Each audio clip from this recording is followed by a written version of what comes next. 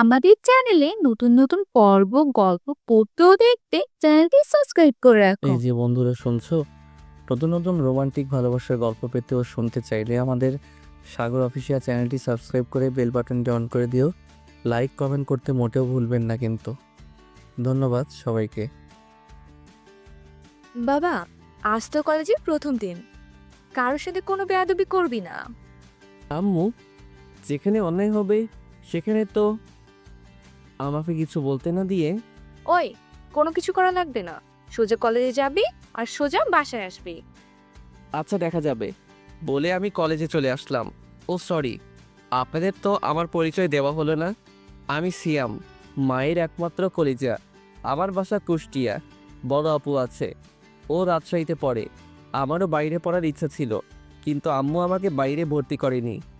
ইন্টারমিডিয়েটে বাইরে পড়েছিলাম। বাইরে থাকতে যদি কোনো রকম খারাপ কাজ বলতে অন্যায়ের প্রতিবাদ করতাম, যে যত বড়ই হোক না কেন। আর আব্বু আমাকে সবসময় সাপোর্ট করত।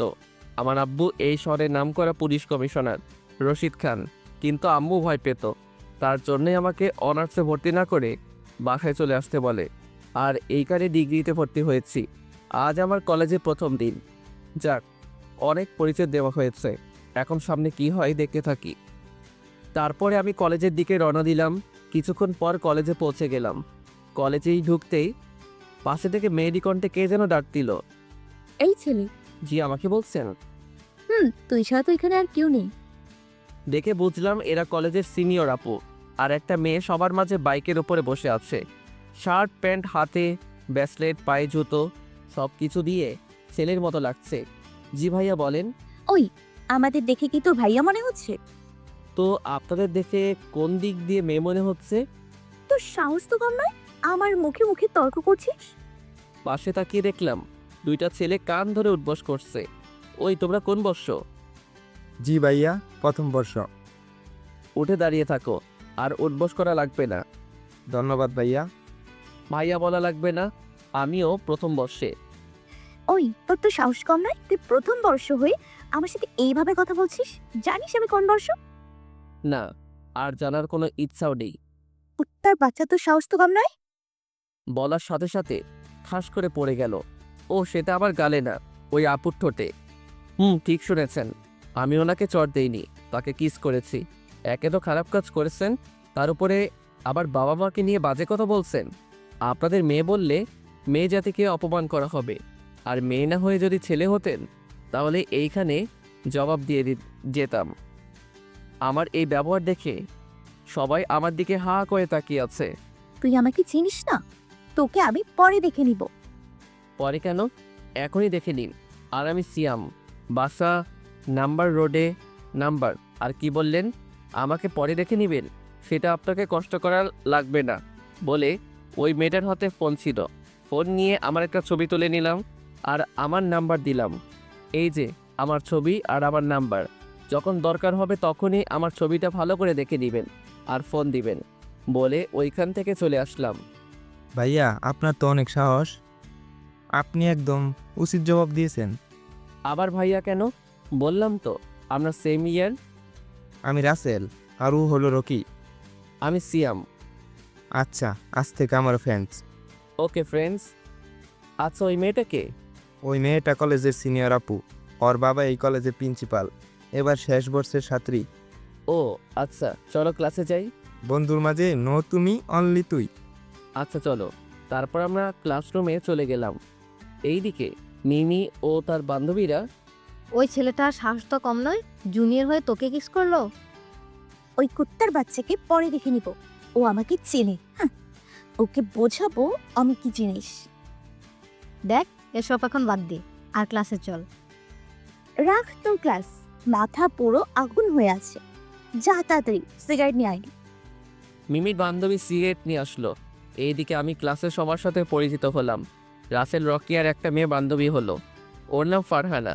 ক্লাস শেষ করে বাইরে এসে বসে গল্প করছিলাম তাদের সাথে।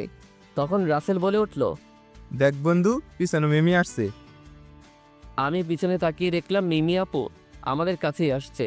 ও কাছে এসেই ওই ছোট লোকের বাচ্চা, তোর সাহস কি করে হয় আমাকে কিস কর? আমাকে কিছু বলতে দেওয়ার সুযোগ না দিয়েই ওর পিছন থেকে হকি স্টিক বের করে গায়ের সর্বশক্তি দিয়ে আমার মাথার উপরে বাড়ি দিল। সাথে সাথে আমার মাথা ফেটে রক্ত বের হতে লাগলো। রক্ত দেখে আমার মাথা গরম হয়ে গেল।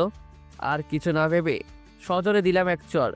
মিমি চড় খেয়ে তাল সামলাতে না পেরে একটা গাছের সাথে ধাক্কা খেয়ে অজ্ঞান হয়ে গেল। আমার মাথা দিয়ে এখনো রক্ত বের হয়ে যাচ্ছে। এরপর কি হলো আর মনে নেই। চোখ খুলে দেখলাম আমি হাসপাতালে, আর আমার পাশে রাসেল, রকি, ফারহানা বসে আছে। আমার জ্ঞান ফেরা দেখে রাসেল বলল, কি বন্ধু, এখন কেমন লাগছে? ভালো। বন্ধু, কিছু মনে করিস না? তোর আব্বু আম্মুর নাম্বার না থাকায় তাদের কাছে ফোন দিতে পারি নাই। না বলে ভালো করেছিস, আর আমাকে এইখানে আনার জন্য ধন্যবাদ। আরে ধন্যবাদ কেন, বন্ধু তো বন্ধু বিপদে সাহায্য করবে, তাই না? আচ্ছা, মিমি আপুকে দেখলাম তখন অজ্ঞান হয়ে পড়ে গিয়েছিল। পাশে তাকিয়ে দেখ, তাহলেই বুঝবি। ফারহানার কথা শুনে পাশে তাকিয়ে দেখলাম আমার পাশের বেডে শুয়ে আছে। গাছের সাথে অনেক জোরে বাড়ি লাগার কারণে তার অনেক রক্ত বের হয়, তাই তাকে রক্ত দেওয়া হচ্ছে। এখনো জ্ঞান ফিরে নাই। ও, অনেক জোরে চটটা পড়ে গিয়েছিল রে। আচ্ছা থাক এখন সেসব কথা। তারপরে আমরা কথা বলছিলাম, তখন দেখলাম মিমি আপুর জ্ঞান ফিরল। আর আমাকে পাশের বেডে দেখে তার মাথা গরম হয়ে গেল, চিৎকার করতে লাগলো, আর তার হাত থেকে সুইটা খুলে ফেললো। তাতে আরও রক্ত বের হলো। ওই ছোট লোকের বাচ্চা এখানে কেন? আমি ওর সাথে এক রুমে থাকবো না। বলে লাফালাফি করছে। এতে মিমির হাতের রক্ত পুরা বেডে বেঁধে গেল। আমি ওর এমন দৃশ্য দেখে আর শুয়ে থাকতে পারলাম না। উঠে এসে মিমিকে ঠাস করে চর মেরে বললাম, ওই মেয়ে, সমস্যা কি আপনার? নিজেকে কি বিশ্বসুন্দরী ঐশ্বরিয়া ভাবেন? ইগোটা কমাবেন, আর কোনো কথা বলবেন না, চুপ করে থাকবেন। যদি এইবার চিৎকার করতে শুনি তাহলে এই সুই চোখের মধ্যে ঢুকিয়ে দেব। আমার কথা শুনে মিমি আর কোনো কথা বলল না। নার্স সব কিছু ঠিক করে দিল। আমিও আর ওইখানে না থেকে চলে আসলাম। বাসে ঢুকতেই, এতক্ষণ কোথায় ছিলে? আর বাবা, তোর কি হয়েছে? তোর মাথায় ব্যান্ডেজ করা কেন? ওহ আম্মু, তুমি এত চিন্তা করো না তো, বেশি কিছু হয়নি, শুধু একটু কেটে গেছে। কিভাবে হলো? রাস্তা পার হতে গিয়ে সামান্য অ্যাক্সিডেন্ট হয়েছে। মিথ্যা বললাম, কারণ যদি সত্যি ঘটনা খুলে বলি তাহলে কাল থেকে আম্মু আর আমাকে কলেজে যেতে দিবে না। দেখে শুনে পার হবি তো। আম্মু এসব বাদ দাও তো, আর আমাকে খেতে দাও, অনেক ক্ষুধা লেগেছে। আচ্ছা, ফ্রেশ হয়ে নে। তারপরে ফ্রেশ হয়ে খেয়ে শুয়ে পড়লাম। মাথাটা একটু ব্যথা করছিল। শুয়ে থাকার কিছুক্ষণ পর ঘুম চলে আসলো। ঘুম ভাঙলো সকাল 8টায়। বাবা, এক ঘুমের সকাল। সকালে উঠে ফ্রেশ হয়ে কোনো রকম নাস্তার টেবিলে গেলাম। ওই, আজ দেখে শুনে রাস্তা পার হবি। ওকে আম্মু। তারপরে নাস্তা শেষ করে কলেজে চলে গেলাম। কলেজে গিয়ে দেখলাম রাসেল, রকি বসে আছে। কিরে দোস্ত, কেমন আছিস? ভালো, তোরা? ভালো। কখন আসলি? এই তো একটু আগেই। ও আচ্ছা। তারপর আমরা বসে আড্ডা দিচ্ছিলাম, তখনই দেখলাম কে যেন পিছন থেকে ডাক দিল। তাকিয়ে দেখলাম মিমি আপু। মিমি আপু আমার কাছে এসেই আমাকে, আসলে আমি সত্যিই দুঃখিত, তোমার সাথে অনেক খারাপ ব্যবহার করেছি। মিমি আপুর কথা শুনে আমি সহ আমার সব বন্ধুরা অবাক হয়ে গেল। কাল পর্যন্ত গুন্ডি বলে চিনতাম, আর আজ একদিনে এত চেঞ্জ। ব্যাপার কি? কিছুই তো বুঝলাম না। অন্য কোনো ধান্দা করেছি নাকি? মনে মনে ভাবলাম। কি হলো, কথা বলছো না কেন? জি, আপু এসব মনে করে নিজেকে ছোট করবেন না। আর ভুল তো আমিও করেছি। না, তোমার থেকে আমিই বেশি করেছি। মিমি, মিমি বলে ডাকি। আপু বলতে কেমন লাগে? আচ্ছা আপু, এসব বাদ দিন এখন। আর তোমার নামটা যেন কি? জি আপু, আমার নাম সিয়াম। এত আপু আপু করছো কেন? আপনি আমার থেকে সিনিয়র তাই। তো কি হয়েছে, আজ থেকে আমার নাম ধরেই ডাকবে। কি বলছেন আপু এসব? আপনি তো আমার অনেক বড়। ওই, আমি বুড়ি হয়ে গেছি? না না, তাই নয়, আপনি দেখতে যথেষ্ট সুন্দরী। শোনো, আমি তোমার থেকে মাত্র 2 বছর বড়, তাই আজ থেকে আমাকে নাম ধরেই ডাকবে। ওকে আপু। আবারও আপু? সরি মিমি। মনে থাকে জানো। আর তোমার বাবা কি করে? একটা ছোটোখাটো ব্যবসা করে। মিথ্যা বললাম, আসলে আব্বু পাওয়ারে চলতে আমার ইচ্ছা করে না। আমি সাধারণভাবেই চলি, আর আমাকে দেখে কেউ বুঝতে পারবে না যে আমার আব্বু এই শহরের নামকরা কমিশনার। মিমির মুখের দিকে তাকিয়ে দেখলাম কেন একটু খুশি লাগলো ওর। যাক, তারপরে আরও কথা বলে বাসায় চলে আসলাম। এই ছিল মিমির আপু টুকু। মিমির সাথে পরিচয় হওয়া। মিমির একটু বর্ণনা দেই। মিমি দেখতে অনেক মায়াবী, লম্বা লম্বা চুল, ঠোঁটের নিচে একটা কালো তিল আছে।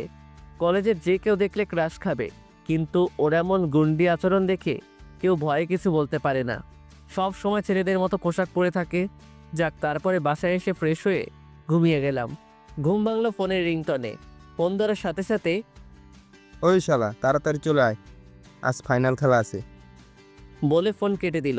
আমিও উঠে তাড়াতাড়ি ফ্রেশ হয়ে মাঠের দিকে রওনা হলাম। ও, আপনাদের তো বলাই হলো না, তখন ফোন দিয়েছিল আমার ছোটবেলার একমাত্র কলিজার বন্ধু রনি। আমরা ক্লাস 10 পর্যন্ত একসাথে পড়েছিলাম। 10 পাস করে দুজন আলাদা হয়ে যাই। যাক, এইসব না বলে গল্পে ফিরি। মাঠে পৌঁছে দেখলাম আমার সব বন্ধুরা বসে আছে। রনি, মুন্না, নীল, রিয়াজ, সাকিব, সবুজ, আরও অনেকেই। ওই তুই জানতি না আজকে ফাইনাল খেলা? জানতাম, ঘুমিয়ে পড়েছিলাম তাই। আচ্ছা, আমরা আগে ব্যাটিং পেয়েছি, তুই আগে যা। এইমাত্র আসলাম, তুই যা, আমি পরে নামছি। না, তুই আগে যা। আচ্ছা, যাচ্ছি, তবে আউট হয়ে গেলে দোষ দিবি না কিন্তু। আচ্ছা যা। আসলে আমার ক্রিকেট খেলা ভালো লাগে না, কিন্তু ওদের জোরাজোরিতে ফেলতে হয়। তারপরে আমি নামলাম, প্রথম থেকে শেষ পর্যন্ত খেললাম। 189 রান করলাম আমরা মোট। তারপরে ওরা ব্যাটিং করলো, অনেক কষ্টে জিতলাম। তারপরে খেলা শেষ করে বাসায় চলে গেলাম।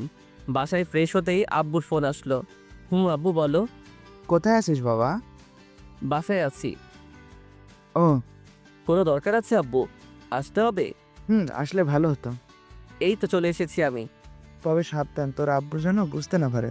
ওকে, তুমি চিন্তা করো না, বলে আমি ফোনটা রেখে দিলাম। কাপড় চেঞ্জ করে বাইরে যেতেই আম্মু বলে উঠলো, আর পরের বার যেন এত রাত না হয়। তারপরে আমি চলে আসলাম আব্বুর কাছে, পুলিশ স্টেশনে। আব্বু বলো। এইমাত্র একটি লোককে ছেড়ে দেওয়া হলো। এখানে তার সব কিছু দেওয়া আছে, তুই তাকে ফলো করে যাবি, আর কোথায় যায় কি করে এভরিথিং সব কিছু দেখবি।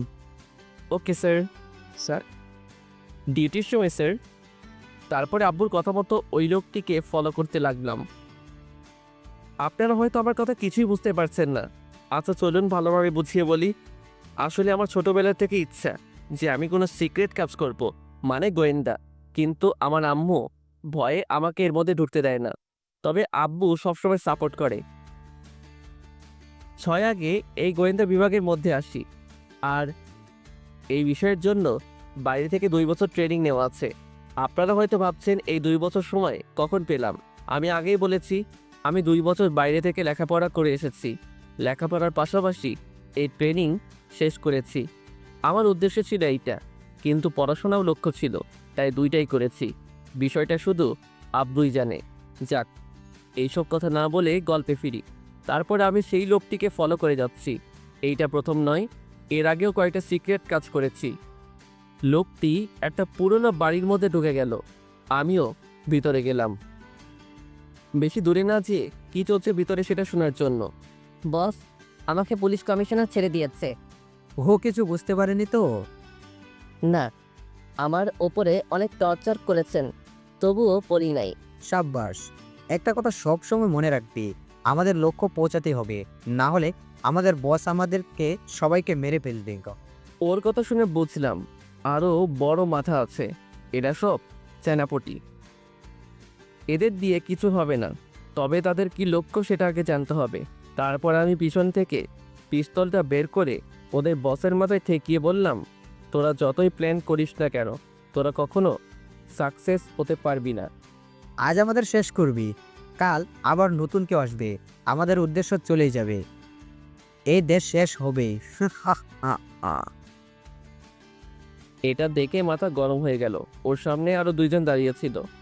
ওরা 2 জন যেই পালাতে গেল, তখনই আমি পিস্তলের ট্রিগার চেপে দিলাম। সাথে সাথে ওই 2 জন মাটিতে পড়ে গেল। ওদের দিকে মনোযোগ থাকাতে ওদের বস ওর পকেট থেকে পিস্তল বের করে একা একাই গুলি করলো। ও শিট, আজ প্ল্যান শেষ হয়ে গেল।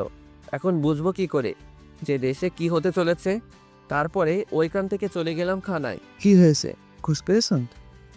জি না, তবে এইটা বুঝতে পেরেছি কিছুদিনের মধ্যেই দেশে অনেক বড় বিপদ হয়ে উঠতে। ও মাই গড, তাহলে এখন কি হবে? এত চিন্তা করা লাগবে না। এই কাজের দায়িত্ব যখন আমি নিয়েছি, তখন আমি শেষ করব। Best of luck. আর তোমরা যা যা লাগবে সেগুলো নিতে পারো। আমার কিছু লাগবে না, তবে একটা কথা, আজ থেকে আমি আপনাকে স্যার বলেই ডাকবো। কেন? কারণ এখন একটা মিশন শুরু করতে যাচ্ছি, তাই চাই না আমাদের কি সম্পর্ক সেটা জানতে পারে। আর এসব বিষয়ে আম্মুকে কিছুই বলা যাবে না। ও আচ্ছা আচ্ছা। আমি আমার মতো কাজ চালিয়ে যাব। সেটা আপনারা হয়তো প্রথমে আমাকে বুঝতে পারবেন না, তাই আগে বলে রাখছি, আমি যাই করি না কেন এই দেশকে রক্ষা করবই। মানে তোমার কথা বুঝলাম না, কি করতে চাইছো তুমি? সেটা না হয় পরেই বুঝতে পারবেন। আজ আসি বলে বাসায় চলে গেলাম। বাসায় পৌঁছাতে পৌঁছাতে রাত 8টা বেজে গেল। কলিং বেল বাজাতেই আম্মু এসে দরজা খুলে দিল। কোথায় ছিলে এতক্ষণ? আসছে বলে এত সময় লাগে? না মানে আম্মু, বন্ধুদের সাথে আড্ডা দিচ্ছিলাম, তাই রাত হয়ে গেছে, বুঝতে পারি নাই। ও আচ্ছা, ভেতরে যাও। আর পরের বার যেন এত রাত না হয়। জি আম্মু। তারপরে রুমে গেলাম। সত্যি আম্মুরা অনেক অদ্ভুত। ছেলের জন্য মায়ের মন সবসময় ব্যাকুল থাকে, ছেলের জন্য বাসায় ওয়েট করে থাকে। যদি ছেলে বাসায় আসতে রাত 1টাও বাজে, তাও বসে থাকবে ছেলে আসার জন্য। লাভ ইউ আম্মু। আমি আমার আম্মুকে অনেক ভালোবাসি। আর শুধু আমি না, পৃথিবীর সকলেই তার আম্মুকে ভালোবাসে। যাই হোক, তারপরে রুমে এসে ফ্রেশ হয়ে এসে পড়ার টেবিলে বসতেই হঠাৎ ফোনটা বেজে উঠল। ফোনটা হাতে নিয়ে দেখলাম একটা অচেনা নাম্বার থেকে ফোন এসেছে। আসসালামু আলাইকুম। কে আপনি? আপনার হবু বউ। কি? না মানে আমি মিনি। ও মিমি আপু? আবারও আপু? ও সরি আপু, আপু? সরি। আচ্ছা এসব বাদ দাও, কি করো এখন? মাত্র বাইরে থেকে এসে ফ্রেশ হয়ে পড়তে বসেছিলাম। ও তাহলে তো তোমাকে বিরক্ত। আরে না না, বলেন। কি বলবো? ফোন দিয়েছেন কেন? এমনি। কেন ফোন দেওয়া যাবে না? সেটা না, আচ্ছা কি করছেন আপনি? আবার আপনি আপনি শুরু করলে? দেখেন আপনি আমার বড়, আপু বলতাম, কিন্তু নিষেধ করার জন্য বলি না। এবার তুমি করে বলতে বলবেন না প্লিজ, আপনি করে বলি। আচ্ছা বলো। কি বলবো? আগে কি কোনো মেয়ের সাথে কথা বলোনি? না তো। মিথ্যে বলছো কেন? মিথ্যা নয়, সত্যি। কি বলো, তোমার মতো এত রোমান্টিক মানুষ কারোর সাথে কথা বলে না? ওই, আপনি কিভাবে জানলেন আমি রোমান্টিক? তোমার গল্প আগে অনেক পড়েছি, কিন্তু তোমাকে চিনতাম না। ও, তো বলো, কি বলবো? কয়েকটা প্রশ্ন করো। হ্যাঁ, কি হলো, তুমি কান্না করছো কেন? আমার সাথে কোনো মেয়েই কথা বলে না। আর কোনো মেয়ে যদি নক করে তখন ইনবক্সে ঢুকে রাখে, এই মেসেজটা ফরওয়ার্ড করেন, না করলে কালকের মধ্যে আপনার বউ মরে যাবে। মিমি হাসতে হাসতে খাটের উপরে লাফালাফি করতে লাগলো। ওই, এত হাসছেন কেন? তোমার কথা শুনে। ও, যা সত্যি সেটাই বললাম, তবে আপনাকে না। তাহলে কাকে? আমার কষ্টের কথা আমি পাঠক পাঠিকাদের কাছে তুলে ধরছি। যাই হোক, আচ্ছা ঘুমাবে কখন? রাত 2টা। এত রাত পর্যন্ত জেগে কি করবে? আমার তো আর বাবু শোনা নাই যে তার সাথে সারা রাত কথা বলবো। তাহলে এত রাত পর্যন্ত কি করবে? 11টা পর্যন্ত পারবো, তারপরে 2টা পর্যন্ত পার্সোনাল কাজ করব। কি এমন পার্সোনাল কাজ যে এত রাত পর্যন্ত জেগে থাকা লাগবে? বললে হাসবেন না তো? আজব তো, হাসবো কেন? না মানে আমার পার্সোনাল কাজ শুনে যদি হাসতে লাগেন। আচ্ছা হাসবো না, বলো। বলবো, বলো। আসলে আমি রাত 2টা পর্যন্ত মুভি দেখি। মানে? মানে রাতে কম্বলের নিচে রাত 2টা পর্যন্ত রোমান্টিক মুভি দেখি। আচ্ছা এই জন্যই তো ভাবি আপনি এত রোমান্টিক গল্প লিখেন কিভাবে। কিভাবে? এই যে তুমি রোমান্টিক মুভি দেখতে দেখতে তুমিই রোমান্টিক হয়ে গেছো। ও তাই? আচ্ছা, পরবর্তী গল্প কষ্টে দিব। সেটা পরে দেখা যাবে। আর আজ থেকে তাড়াতাড়ি ঘুমিয়ে পড়বে, কেমন? পারবো না তো, অনেক কষ্টে এমন অভ্যাস গড়ে তুলেছি। আমার কি সুন্দর অভ্যাস গো। তারপরে মিমির সাথে আরো অনেক কথা বললাম। ফোন কেটে দিয়ে করির দিকে তাকিয়ে দেখলাম 1টা বেজে গেছে। এতক্ষণ কথা বললাম, জীবনের প্রথম কোনো মেয়ের সাথে এত কথা বললাম। এইটা শুধু গল্পেই, কারণ বাস্তবে আমার এক্স কালনাগিনীর সাথে কথা বলেছি। যাক, তারপরে ঘুমিয়ে গেলাম। পরের দিন সেটা না হয় কালকে জানা যাবে। ফোন কেটে দিয়ে ঘড়ির দিকে তাকিয়ে দেখলাম 1টা বেজে গেছে। যাক, তারপরে ঘুমিয়ে পড়লাম। সকালে ঘুম ভাঙলো আম্মুর ডাকে। উঠে ফ্রেশ হয়ে কলেজে চলে গেলাম, কারণ কলেজে না গিয়ে ওই কাজ করলে আম্মু বুঝতে পারবে। দুটাই একসাথে করা লাগবে। কলেজে গিয়ে দেখলাম রাসেল রকি বসে আছে। কিরে দোস্ত, কেমন আছিস? এই তো ভালো, তুই? ভালো। কিরে, তোর আবার কি হলো? এইভাবে মন খারাপ করে বসে কেন? আমি রকিকে উদ্দেশ্য করে বললাম। ওই শালা তো রোমিও হয়ে গেছে। মানে? ফারহানাকে ভালোবাসে, কিন্তু ফারহানা অন্য একটা ছেলেকে ভালোবাসে। আরে কলেজে কি মেয়ের অভাব নাকি? একটা গেছে, অন্যটার পিছনে যা। না দোস্ত, আমি ওকে অনেক ভালোবাসি। কিন্তু তোকে তো ও ভালোবাসে না। সেই জন্যই তো তোকে বললাম, এখন তুই সাহায্য করবি, কিভাবে করবি সেটা জানি না। ওই, আমি সাহায্য করব মানে? তুই যা শুনেছিস সেটাই, কিভাবে করবি সেটা তোর ব্যাপার, কিন্তু ফারহানা যেন আমার হয়। আমি পারবো না। পারবি না তো? অবশ্যই না। আচ্ছা দেখ আমি কি করি। আচ্ছা দেখি কি করিস। তারপরে রকি সবাইকে উদ্দেশ্য করে বলল। একটা ছেলের কথা আপনাদের কাছে বলি। একটা ছেলে যে ডিগ্রি প্রথম বর্ষে পড়ে, আর একটা মেয়ে শেষ বর্ষে পড়ে। তাদের প্রথম ঝগড়া দিয়ে শুরু হয়, পরে কিসিং, কেয়ারিং, আর এখন তাদের মধ্যে প্রেম চলছে। জুনিয়র সিনিয়রের প্রেম চলছে। তাদের নাম শুনবেন না? রকির কথা শুনে বুঝতে পারলাম ওই শালা আমার কথাই বলছে, তাই ওকে কিছু বলতে না দিয়ে বসিয়ে দিলাম। ওই শালা চুপ। আগে তুই বল, সাহায্য করবি? আচ্ছা আচ্ছা করব। ওকে বন্ধু। রাখ তোর বন্ধু। আচ্ছা বল, কখন বলবি? কালকে। কেন আজ বলবি না? শালা তোর মতো রোমিং না যে কি বলবো সেটা এখনই বলতে পারবো। রাতে ভেবে কালকে বলবো। রাজি হলে ভালো, আর না হইলে যা। আচ্ছা আচ্ছা তাই হবে। তারপরে ক্লাসে গেলাম। বাইরে গেলাম, দোস্ত আর ক্লাস করব না, একটু কাজ আছে। ও আচ্ছা, যা। আর আমার কথাটা মনে রাখিস। হুম হুম ভাই, থাকবে। তারপরে চলে আসলাম। কলেজের গেটের সামনে যেতেই দেখলাম মিমি আপু দাঁড়িয়ে আছে।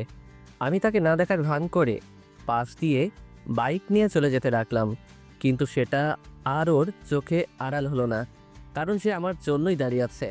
ওই দাঁড়ো দাঁড়ো। জি বলেন। বলবো মানে, সেই কখন থেকে দাঁড়িয়ে আছি তোমার সাথে যাবো বলে, আর তুমি আমাকে না নিয়ে চলে যাচ্ছ। কোথায় যাবেন? বাসায় যাব। নিয়ে যেতে পারি একটা শর্তে। কি শর্ত? আপনি এই পোশাক আর পরবেন না। কাল থেকে বোরখা হিজাব পরে কলেজে আসবেন। কেন? আমি এগুলো পরে আসলে তোমার কি?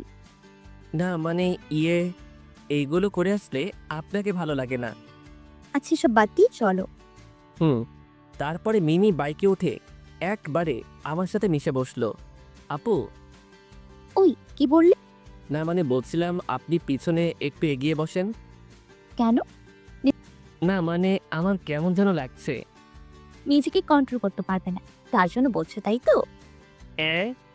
থাক, আর এত অবাক হওয়া লাগবে না, চলো। তারপরে বাইক চালাতে লাগলাম। মিমি আস্তে আস্তে আমার আরও অনেক কাছে চলে আসলো।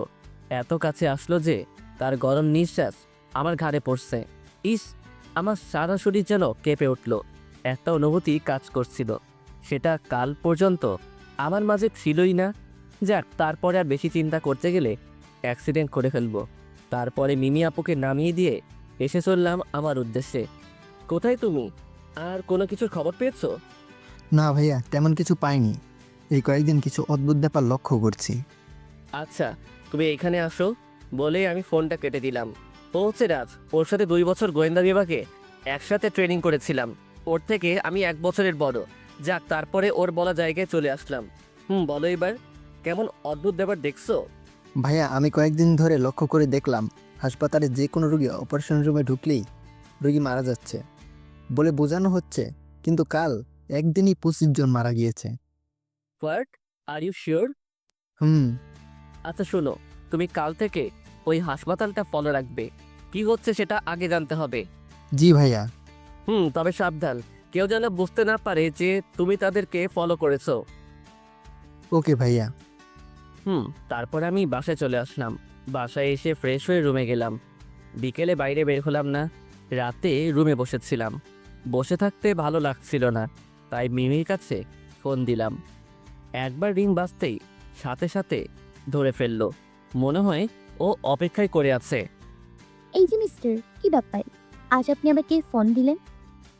না মানে একা একা বসে বোর হচ্ছিলাম, তাই ফোন দিলাম। আম্মুকে বোর দূর করার জিনিস এনে দিতে পড়লেই তো হয়। মানে? ইস, ছোট্ট বাবুটা আমার, মানে বোঝে না। কি বলছেন এইসব? বলছি যে তোমার আম্মুকে বলো তোমার বিয়ে দিতে, তাহলে আর বোর হবে না। আমার মতো এত বাচ্চা শিশুকে কে মেয়ে দিবে? কি তুমি বাচ্চা? আজ বিয়ে দিলে কাল 11 ছেলের বাবা হয়ে যাবে। আমার এত এনার্জি নেই। এক রাতেই 11 ছেলের বাবা হয়ে যাব।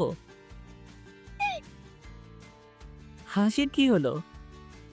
কিছু না, তুমি জানো যে তুমি অনেক সুন্দর করে কথা বলতে পারো? কই সুন্দর করে কথা বলি? বলো তো, যে কোনো মেয়ে প্রেমে পড়ে যাবে। যদি পড়তো তাহলে হুদাই আমাকে কষ্ট করে একা থাকা লাগতো না। জীবনেও তো কোনো মেয়ে নক করবে না, আর যদিও করে তাহলে কারো SMS ফরওয়ার্ড করবে। সামনে 2021 সাল আসছে, এখন তো পাগল করে দিবে। বলছি, কেউ নতুন বছরের শুভেচ্ছা জানাবেন না? বলতে যদি ইচ্ছাই থাকে তাহলে ভালোবাসি বলতে পারেন। যাক, আপনাদের সাথে না বকে গল্পে ফিরি। কই কেউ তো পড়ছে না। আশেপাশে ভালো করে খুঁজে নেবে, তাহলেই পাবে। ধন্যবাদ। মিমিকে রাগানোর জন্য বললাম। যদিও আমাকে পছন্দ করে তাহলে ও রেগে যাবে। এই যে আপনি এত সুন্দর একটা আইডিয়া দিলেন, তবে একটা মেয়ে আছে, আগে থেকে বোঝাতে হবে। ওই কোন মেয়ে? আমার এইখানেই পাশের বাসার মেয়ে। ও এবার ইন্টার 2য় বর্ষে পড়ে। দেখতেও অনেক কিউট। কিউট ছাই। আপনি তো আইডিয়া দিলেন। আমি বলেছি আশেপাশে, মানে একেবারেই পাশে না, একটু দূরে, যার সাথে তোমার পরিচয় আছে। ও, এমন মেয়ে আছে তো? তাকেই বলো। ওর নাম ফারহানা, আমার সাথেই পড়ে। ওর বাসাও দূরে, আবার ভালো মিল আছে। ওর সাথেই কথা বলো। বলে ফোন কেটে দিল। আমি জানি ও রাগ করে ফোন কেটে দিয়েছে। কাল কলেজে গিয়ে কথা হবে, তাই আর ফোন দিলাম না। রাতে খাওয়া দাওয়া শেষ করে ঘুমাতে যাব, তখনই ফোনটা বেজে উঠল। ফোন হাতে নিয়ে দেখলাম রাজ ফোন দিয়েছে। রাজ বলো। ভাইয়া, ওই হাসপাতালে একটা সিকিউরিটি গার্ড নেবে মর্গ দেখাশোনা করার জন্য। আপনি বললে আমি ওইখানে নিযুক্ত হতে চাই। তোমার সমস্যা হবে না তো? না ভাইয়া। আচ্ছা, হয়ে যাও। আর সব ইনফরমেশনগুলো আমাকে জানাবে। ওকে ভাইয়া। তারপরে ফোনটা কেটে দিলাম। রাতে শুয়ে শুয়ে মিমির কথা ভাবছিলাম। ও তখন রেগে ফোনটা কেটে দিল কেন? তাহলে কি মিমিও আমাকে পছন্দ করে? কিন্তু ও তো আমার 2 বছরের সিনিয়র। আমাদের সমাজ তো এইটা কখনোই মেনে নিবে না। আমিও এই কয়দিনে ওকে পছন্দ করে ফেলেছি, কিন্তু ওই একটাই ভয় আমার মনের মধ্যে চলছে। আচ্ছা, এইসব পরে ভাবা যাবেনি বলে ঘুমিয়ে পড়লাম। পরের দিন ঘুম থেকে উঠে কলেজে চলে গেলাম। কলেজে গিয়ে দেখলাম শালা রকি বসে আছে গেটের সামনে। এখন যে কি করি? কালকে ওকে বলেছিলাম যে আজ বলবো, কিন্তু কি বলবো? কাল রাতে মনে করেছিলাম মিমির কাছে থেকে জেনে নিব, কিন্তু সেও তো রাগ করে ফোনটা কেটে দিয়েছিল। কি যে করব এখন? ওকে না দেখার ভান করে পাশ কেটে চলে যেতে লাগলাম। হঠাৎ পিছনে থেকে কে যেন আমার ঘাড়ে হাত দিল। কোথায় যাচ্ছ ভাইয়া? কালকের কথা মনে নেই? আরে রকি, তুই কখন আসলি? ভাই, তুই বাংলা সিনেমায় চান্স পেয়ে যাবি। মানে? এত সুন্দর অভিনয় তো শাকিব খানও করতে পারে না। শালা, আমাকে না দেখার বান করে চলে যাচ্ছ, তাই না? আরে না, তোকে দেখতে পাইনি। এই 5 ফুট গেটের সামনে 6 ফুট মানুষ দাঁড়িয়ে আছে, আর তুই কিনা বলছিস তাকে দেখতে পাচ্ছিস না? সত্যি বলছি ভাই। থাক এইসব কথা, বাদ দি। আর আজকে যেভাবে হোক ফারহানাকে তুই রাজি করাবি। না মানে হয়েছে কি ভাই? ওই, তোর কোনো কথাই শুনতে চাই না। ওই তো ফারহানা আসছে, যা ওর কাছে বলে এক ধাক্কা দিয়ে ওকে পাঠিয়ে দিলাম। আরে সিয়াম, কেমন আছিস? ভালো। তুই? ভালো। এ কি, তোর হাত পা কাঁপছে কেন? কিছু বলবি নাকি? না মানে হ্যাঁ। আচ্ছা বল। ভালো বা আমাকে কিছু বলতে না দিয়ে? সরি দোস্ত, আমার বয়ফ্রেন্ড আছে। তোর আমার কথা না শুনে আগে কথা আটকিয়ে দিলি। যা, তোকে শোনা লাগবে না। বলে আমি চলে আসতে যাচ্ছিলাম, তখনই পিছন থেকে ফারহানা বলে উঠল, সরি। আচ্ছা বল এবার। তোকে যেদিন প্রথম দেখেছিল সেদিন থেকে একটা ছেলে তোকে অনেক ভালোবেসে ফেলেছে, কিন্তু ভয়ে বলতে পারেনি। কিন্তু যেদিন তোকে বলতে যাবে সেই দিন ও জানতে পেরেছে তোর বয়ফ্রেন্ড আছে। সেদিন থেকে ও পাগলের মতো হয়ে গেছে। একটা অদ্ভুত ব্যাপার কি জানিস? কি? তোকে পছন্দ করার আগেই ও ওর আম্মুকে বলেছিল। ওর আম্মুই ওকে প্রপোজ করতে বলেছিল সেই দিন, কিন্তু আর হলো না। ওর আম্মু তোকে পছন্দ করেছিল। এর মানে বুঝতে পারছিস? তুই কখনোই ঠকবি না ওই ছেলেকে ভালোবাসলে। ছেলেটি কে? সেটা জেনে কি করবি? তুই তো আর ওকে ভালোবাসিস না। তবে তুই খুব ভুল করলি। মনে করে রাখিস, তোর ভাগ্যটা তুই নষ্ট করবি প্লিজ, ছেলেটির নাম কি বল। না। তবে রাতে যদি সেই পাগল ছেলেটার কথা ভাবতে থাকিস, তোর ঘুম হচ্ছে না, কাল কলেজে এসে বলবি। তাহলে আমি নাম বলবো। বলে ফারহানা কথা বলার সময় না দিয়ে চলে আসলাম। শুধু ফারহানা কেন, এমন কথা যে কোনো মেয়েকে বললে তার কথা 100% ভাববেই। তারপরে আমি রকির সামনে গেলাম। কিরে, ও রাজি হয়েছে? কিছুই বলি নাই। ধুর, জানি তোর দ্বারা কাজ হবে না। আরে শালা, ফোন খারাপ করা লাগবে না, একটু ওয়েট কর, তাহলে ওই এসে তোকেই প্রপোজ করবে। সত্যি দোস্ত? হুম। দোস্ত, একটা ব্যাপার বুঝলাম না। কি? তুই যখন ওর কাছে গেলি তখন থেকে একটা বোরকা পরা মেয়ে তোর দিকে তাকিয়েছিল, আর এখনো আছে। কো? ওই যে ওই পাশে। ও আচ্ছা। তারপরে আমি ওই মেয়ের সামনে গেলাম। ওই মেয়ে, কি সমস্যা? বলতে দেরি, ঠাস করে চড় দিতে দেরি নাই। মানলেন কেন? এবার কলেজ পুরো অবাক করে দিয়ে ওই মেয়েটা আমাকে কিস করতে লাগলো। পুরা কলেজের ছাত্রছাত্রী আমাদের এই সিনেমা দেখছে আর মজা নিচ্ছে। ওই মেয়েটা আমাকে এমনভাবে ধরে আছে যে আমার একটু নড়াচড়া করার ক্ষমতা নেই। একটা অদ্ভুত ব্যাপার হচ্ছে, মেয়েটা হিজাব পরে আছে, তো আমাকে কিস করছে কোন দিক দিয়ে? শুধু ঠোঁট দুটো দেখা যাচ্ছে। 5 মিনিট পর ছাড়লো। ওই মেয়ে, কে আপনি? আর আপনার সাহস তো কম নয়। ওয়েট, বলে মেয়েটা হিজাবটা খুলে ফেললো। হিজাব খোলার সাথে সাথে অবাক হয়ে গেলাম, কারণ এটা মিমি আপু। আপু, আপনি? আবার সরি, কিন্তু এগুলো কি? কোনগুলো? কোনগুলো মানে? সবার সামনে আমাকে এইভাবে কিস করার মানে কি? আচ্ছা ওয়েট, হে অল স্টুডেন্টস, সকলের উদ্দেশ্যে বলছি, এইটা আমার বয়ফ্রেন্ড। মেয়েদের একটু বেশি বলছি, যদি কোনো মেয়ে আমার বয়ফ্রেন্ডের কাছে আসার চেষ্টা করে তাহলে তার কি হবে বুঝতে পারছো। কি বলছেন এইসব? যেটা সত্যি সেটাই বলেছি। আমার মনে তো লাড্ডু ফুটছে, কিন্তু মিমিকে বুঝতে দেওয়া যাবে না। সেটা কিভাবে সম্ভব? আপনি আমার থেকে 2 বছরের সিনিয়র। বিয়ে করার সময় ছেলের বয়স 35 আর মেয়ের বয়স হয় 15, তাদেরকেও নিষেধ করে না, তাহলে আমাদের মাত্র 2 বছরই কি যে আসে।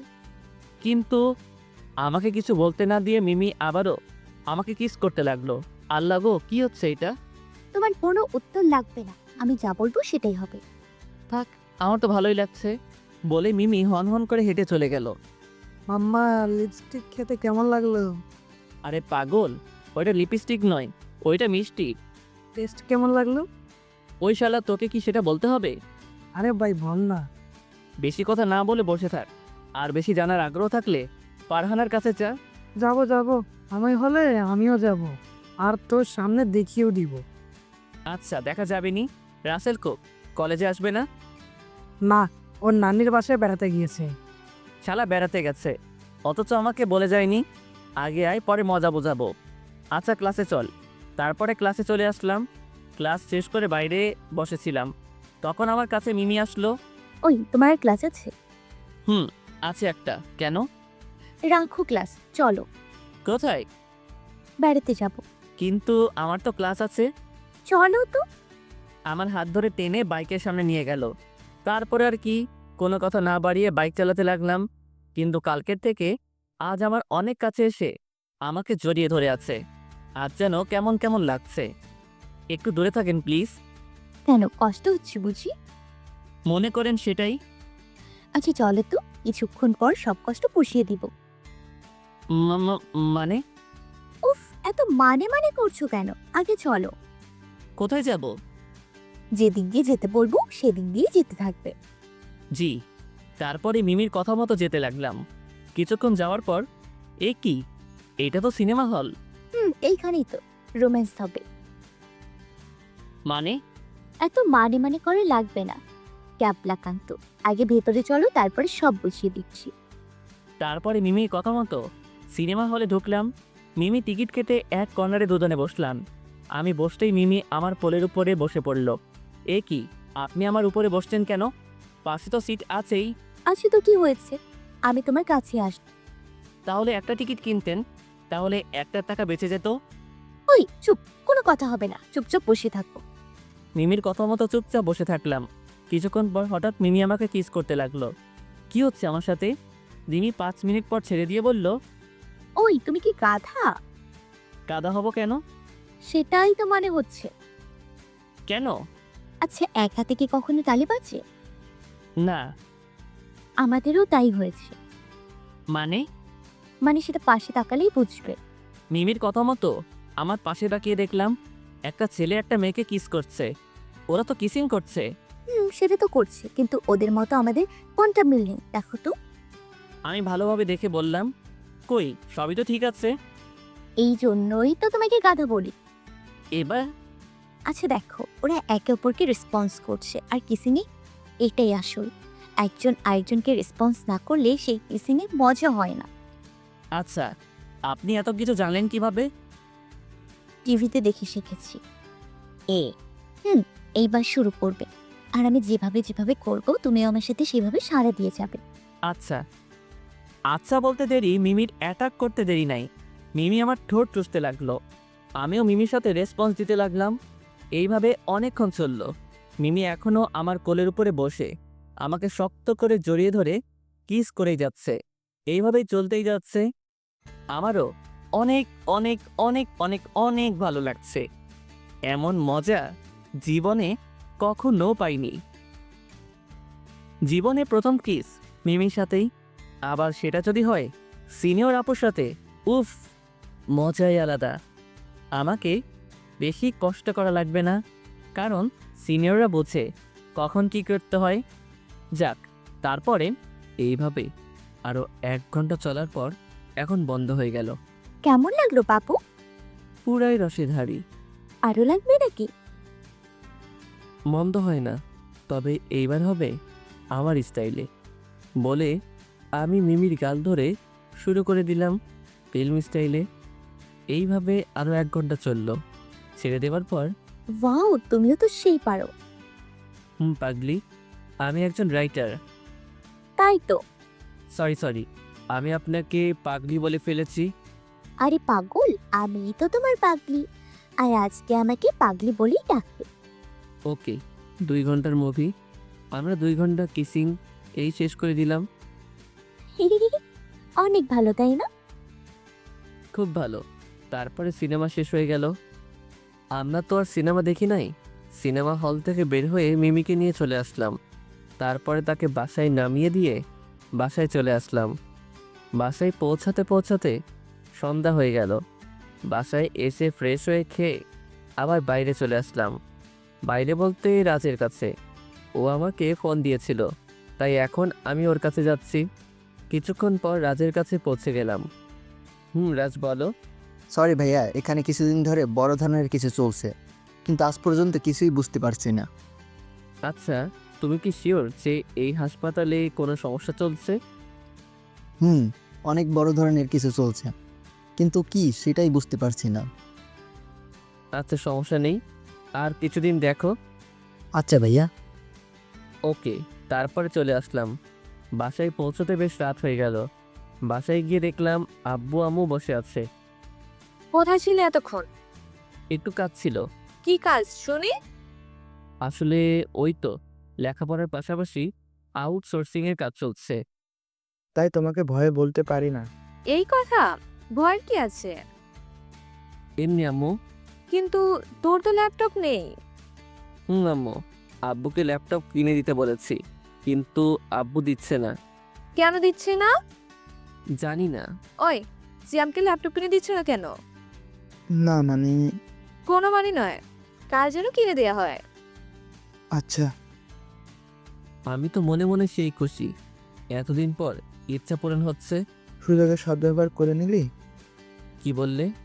কাউকে কিছু না তো? আব্বু আমার আম্মুকে দেখে সেইরকম ভয় পায়। থ্যাঙ্কস আম্মু। তারপরে রুমে চলে গেলাম। রাতে খাওয়া দাওয়া শেষ করে কম্বলের মধ্যে ঢুকে মুভি দেখছিলাম। রাত 1টা ছুঁই ছুঁই, হঠাৎ ফোনটা বেজে উঠল। দেখলাম মিমি ফোন করেছে। এই রে, এখন যদি ফোন ধরে বলি আমি মুভি দেখছি, তাহলে আমাকে শেষ করে দিবে। প্রথমবার ফোন ধরলাম না, পরের বার ফোন ধরলাম। বলেন। কি করছিলে তুমি? ঘুমাচ্ছিলাম তো। মিথ্যে বলবে না, সত্যি করে বলো। না মানে হয়েছে কি? থাক, আর বলা লাগবে না। এক্ষুনি চলে আসো আমার বাসায়, ঘুম হচ্ছে না আমার। মাথা ঠিক আছে আপনার? এখন রাত 1টা বাজে, তার উপর শীতের রাত। এত কিছু জানি না, এক্ষুনি আসবে সেটাই জানি। বলে ফোন কেটে দিল। এইদিকে আমি পড়লাম মহাবিপদে। এত রাতে ঠান্ডার সময় বাইরে যাব কি করে? কিন্তু না গেলেও তো হবে না। ধুর, আর কিছু না ভেবে উঠে ফ্রেশ হয়ে বের হয়ে আসলাম। ওর বাসা থেকে আমার বাসা বেশি দূরে ছিল না, তাই বেশি একটা সময়ও লাগলো না। ওর বাসায় পৌঁছালাম, কিন্তু ওর বাসা তো 2 তলা। এখন বুঝবো কি করে ওর রুম কোনটা? উপরে রুমে দেখলাম লাইট জ্বলছে, ভাবলাম ওইটাই ওর রুম। যেই ভাবা সেই কাজ, অনেক কষ্টে পাইপ বেয়ে উপরে উঠলাম। আমার আইডিয়াই ঠিক ছিল, ওইটাই মিমির রুম। দরজা খোলাই ছিল, তাই ভিতরে গিয়ে দেখলাম মিমি ঘুমিয়ে আছে। ওর মাথার পাশে বসলাম। মিমিকে ঘুমন্ত অবস্থায় দেখতে জেনে ঠিক জান্নাতি হুরের মতন লাগছে। ওর মাথায় হাত বুলিয়ে দিতে লাগলাম। হঠাৎ তার ঠোঁটের দিকে বদ নজর চলে গেল। কন্ট্রোল সিয়াম, কন্ট্রোল। ওইটা তো সিনিয়র আপু। আরে ধুর, ওর কথা বাদ দে। ও তো তোকে ভালোবাসে, তাহলে তোর সমস্যা কোথায়? আর ভালোবাসা কখনো বয়স মানে না। সারা নিজে এখন কনফিউজড হয়ে গেলাম। ধুর, যা হয় পরে দেখা যাবে বলেই মিমির ঠোঁট চুষতে শুরু করে দিলাম। এইদিকে মিমি আমার ঠোঁটের স্পর্শ পেয়ে কেঁপে উঠল আর মিটমিটে হাসতে লাগলো। তার মানে ও এতক্ষণ ঘুমের অভিনয় করেছিল। ও আমার সাথে রেসপন্স দিতে লাগলো। থাক না, অভিনয় করলে কি, ভালোই তো লাগছে। যাক, তারপরে এইভাবে কিছু সময় চলার পরে ছেড়ে দিলাম। কি হলো, ছেড়ে দিলে কেন? ঠান্ডা লাগছে আমার ও, এই ব্যাপার। বলে মিমি আমাকে কম্বলের মধ্যে নিয়ে ও আমার বুকের উপর চেপে বসে। আবারও ঠোঁট মিলিয়ে দিল। উফ, এত মজা লাগছে যে বলে বোঝাতে পারবো না। এইভাবে আরও কিছু সময় চলল। হঠাৎ আজানের ধ্বনি কানে আসলো। হঠাৎ মানে ভোর হয়ে গেছে, তাই ওই ছাড়েন তাড়াতাড়ি। কেন? কেন মানে? আজান দিচ্ছে, শুনতে পাচ্ছেন না? তো কি হয়েছে? কিছু হয়নি, তবে অনেক কিছু হতে পারে এখন। কিছুই হবে না, শুধু বিয়ে দিয়ে দিবে। পাগল নাকি? এখন আপনাকে বিয়ে করতে যাব কোন দুঃখে? ওই, কি বললি? আমাকে বিয়ে করবি না? আরে আমি সেটা বলি নাই। তাহলে কি বলছো? বলছি এখন বিয়ে করব না, পরে বিয়ে করব, কিন্তু এখন আপনাকেই ভালোবাসবো। সত্যি তো? সত্যি। আচ্ছা যাও। বলে মিমি আমার কপালে একটা কিস করে জড়িয়ে ধরলো। যাক, তারপরে আবার চুপি চুপি নিচে নেমে আসলাম। যাক বাবা, বাঁচলাম। যে ভয় পাচ্ছিলাম, কিন্তু এই কথাটা আমি ভুল ভেবেছিলাম। পিছনে তাকিয়ে দেখলাম জিনিস, হাতে জিনিস নিয়ে দাঁড়িয়ে আছে। মানে দারোয়ান। দারোয়ান তো নয়, যেন উগান্ডাই থেকে আসা নিগ্রো। তার উপর হাতে থাকা চকচকে তেল দিয়ে মালিশ করা লাঠি। বুঝতেই পারছি আজ কপালে শনি আছে। আসসালামু আলাইকুম চাচা। চাচার নাম কি? চাচার বাসা কোথায়? এসব কথা বাদ দিয়ে বলো, ওপরে কি চলছিল? কোন উপরে চাচা? ওই যে 2 তলায়। বলে চাচা হাত দিয়ে দেখালো। এইদিকে আমি ফুরুত আমার দিকে তাকিয়ে রেখে আমি দৌড় দিয়েছি। চাচা দেখতে দেখতে আমি কুয়াশার মধ্যে হারিয়ে গেছি। এই দৌড়ে বাসার সামনে এসে ঠাস করে বসে পড়লাম। এমন দৌড় বাবার জন্মেও দেই নাই। বসে আছি, পিছনে থেকে বলে উঠল, এত ভোরে কোথায় গিয়েছিলে? এই রে, মামা যদি আম্মুকে বলে দেয় তাহলে আমি শেষ। জগিং করতে গিয়েছিলাম মামা। কিন্তু দরজা তো বন্ধ আছে, আপনি কিভাবে গেলেন? আর আপনাকেও তো দেখলাম না। যেই দিক দিয়ে যাই না কেন সেটা তোমাকে জানা লাগবে না। তুমি তাড়াতাড়ি গেট খুলে দাও। আমি কিছুটা রেগে বললাম, এইভাবে না বললে মামা সারাদিন এমন প্রশ্ন করেই যাবে। তারপরে মামা খুলে দিল, আর আমিও চুপি চুপি রুমে গিয়ে শুয়ে পড়লাম। সকালে আম্মু এসে, আইসি আমর, কলেজে যাবি না? আম্মু একটু পরে উঠছি, তুমি যাও এখন। মাত্র তো আসলাম। কি বললি? মাত্র আসলি মানে? কোথায় ছিলি তাহলে? না না আম্মু, আমি তো বললাম সাধারণত ঘুম হয়নি, এইমাত্র ঘুমালাম তাই।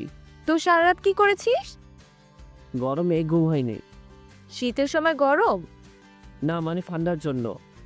ও আচ্ছা, ওর তাড়াতাড়ি 9টা বেজে গেছে। বলে আম্মু চলে গেল। তারপরে আমি ঘুম থেকে উঠে ফ্রেশ হয়ে নাস্তার টেবিলে গিয়ে দেখলাম আব্বু বসে আছে। Good morning. Good morning. ওইদিকে কত দূর হলো? মোটামুটি হয়েছে, আর কিছুদিনের মধ্যেই হয়ে যাবে। কি হয়ে যাবে? না মানে সিয়ামের আপসেটিংয়ের কাজ। সিয়াম, তোমার আব্বু তোমাকে ল্যাপটপ কিনে দিয়েছে? না আম্মু। কি গো, কি কথা ছিল? না মানে এই তো এখনই কিনে নিব। চলো বাবা। ওকে। তারপরে খাওয়া দাওয়া শেষ করে আমি আর আব্বু শোরুমে চলে গেলাম। তারপরে ওইখানে থেকে ল্যাপটপ কিনে নিয়ে আমি কলেজে, আর আব্বু পুলিশ স্টেশনে চলে গেল। কলেজে এসে দেখলাম সবাই চলে এসেছে। আমাকে দেখে রকি দৌড় দিয়ে আমার কাছে এসে বলল, ভাই আজ কিন্তু বলাই লাগবে। কি বলবো? ওই যে ওই কথা। তোকে বলেছি না বেশি ব্যস্ত হবি না। ওই তোকে ভালোবাসার কথা বলবে। সেটা কি আমাকে বুড়ো হওয়ার পরে বলবে? না অপেক্ষা কর, হয়ে যাবে। আচ্ছা। তারপর দেখলাম ফারহানা আমাদের সামনে আসলো। ওই সিয়াম, এদিকে আয়। বল। রাতে ওই ছেলের কথা ভেবে সারা রাত ঘুম হয়নি। সারা রাত ওর কথা চিন্তা করেছি। প্লিজ ওই ছেলেটার নাম বল না। আচ্ছা এর মানে কি জানিস? কি? তুই অজান্তেই ওই ছেলের প্রতি দুর্বল হয়ে পড়েছিস। কাল পর্যন্ত ওর সাথে কথাই বলতিস না, আর আজ ওর নাম শোনার জন্য কেমন পাগল হয়ে গেছিস। কিন্তু আমার তো বয়ফ্রেন্ড আছে, তার জন্য তো আমার মন কখনো এত ব্যাকুল হয়নি। এটাই রিয়েল ভালোবাসার চিহ্ন। আচ্ছা এইসব বাদ দে, ওই ছেলেটার নাম কি সেটা বল। সেটা তো বলা যাবে না। কেন? তুই আগে ভেবে দেখ তোর মন কি চাচ্ছে, তারপরে আমি ওকে তোর সামনে নিয়ে আসবো। এইসব ভাবার সময় নেই, আগে আমাকে ওকে দেখা লাগবে। আচ্ছা, আমি ওর নাম্বার ছাড়া কিছু দিতে পারবো না। যদি লাগে তাহলে বল, দিয়ে দিচ্ছি। আচ্ছা দে। তারপর আমি ফারহানাকে নাম্বার দিয়ে চলে আসলাম। কিরে তুই নাম বললি না কেন? আগে বলেছি বেশি ব্যস্ত হবি না, অপেক্ষা জিনিস মিষ্টি হয়। ওকে। আমরা গল্প করছিলাম, তখনই দেখলাম মিমি আমাদের দিকে তাকাচ্ছে। দোস্ত দেখ, সিনিয়র ভাবি আসছে। মানে? তোর সিনিয়র আপু টুকু গার্লফ্রেন্ড আসছে। দেখ ফাজলামো না করে বসে থাক। এদিকে মিমি আমাদের কাছে এসে বলল, হাই সিয়াম, হ্যালো। তোমাদের মাঝে কি বসতে পারি? শিওর ভাবি। ওই চুপ। মিমি কিছু বলল না, শুধু মিটমিটে হাসি দিল। তো তোমরা সবাই কেমন আছো? জি ভালো, আপনি? আলহামদুলিল্লাহ। ও তো তোমরা কি গল্প করছিলে? আসলেই আমাকে না বলতে দিয়ে রকি বলল, আসলে আমাদের গল্প তো আপনাকে বলা যাবে না। কেন? সিয়াম, ওই গল্পটা তো বলা যাবে না, তাই না? কি বলছিস? কোন গল্প? ওই যে ওই গল্প। কি গল্প আমাকে বলো। আসলে ও ফারহানাকে ভালোবাসে, আর ও ভাবছে আজ তাকে প্রপোজ করবে। কি বললে?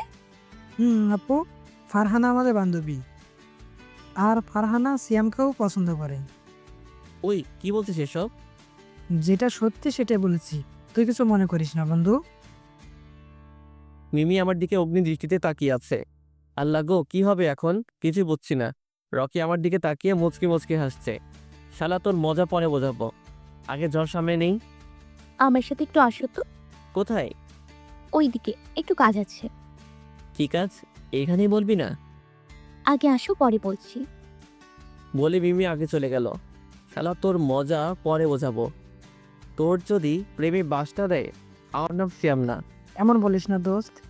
ওকে আর কিছু বলতে না দিয়ে মিমির পিছনে পিছনে যেতে লাগলাম। মিমি হেঁটেই যাচ্ছে হেঁটেই যাচ্ছে। আল্লাহ জানে এখন কি হতে চলেছে। তারপর দেখলাম মিমি একটা রুমে ঢুকে পড়লো। আমার দরজার সামনে দাঁড়িয়ে আছি। কি হলো, ভেতরে আসছো না কেন? না মানে কেউ দেখলে তো সমস্যা হবে। কলেজ আমার বাবার, আমি সেটা বোঝাবো। আচ্ছা আসছি। আমার খেল খতম হয়ে আসছে। বুঝতেই পারছি। আমি ভিতরে ঢুকতেই মিমি দরজা বন্ধ করে দিল।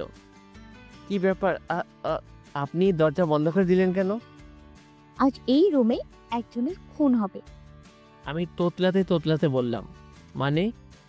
মানে আপনাকে খুন করে জেলে যাব। কিন্তু কেন? আমি বাদে অন্য মেয়ের সাথে টাঙ্কি মারা, তাই না? দেখাচ্ছি মজা। বিশ্বাস করেন, ও আমার শুধু বন্ধু, এর থেকে বেশি কিছু না। শুধু বন্ধু, তাই না? তাহলে ও ওই কথা কেন বলল? আপনাকে রাগানোর জন্য বলেছে। থাক, আমি নিজের চোখে দেখেছি। তোমাকে আর কিছু বলার লাগবে না। না মানে? ওই চুপ, কোনো কথা হবে না। মিমির কথা শুনে আমি চুপচাপ মাথা নিচু করে দাঁড়িয়ে আছি। এর শাস্তি আজ পেতেই হবে। সরি। কোনো কথা বলবে না। আর কিছু বললাম না। তারপরে অবাক করে মিমি আমাকে ঠাস করে কিস করতে লাগলো। আমি তো পুরাই অবাক, কি করছে মিমি?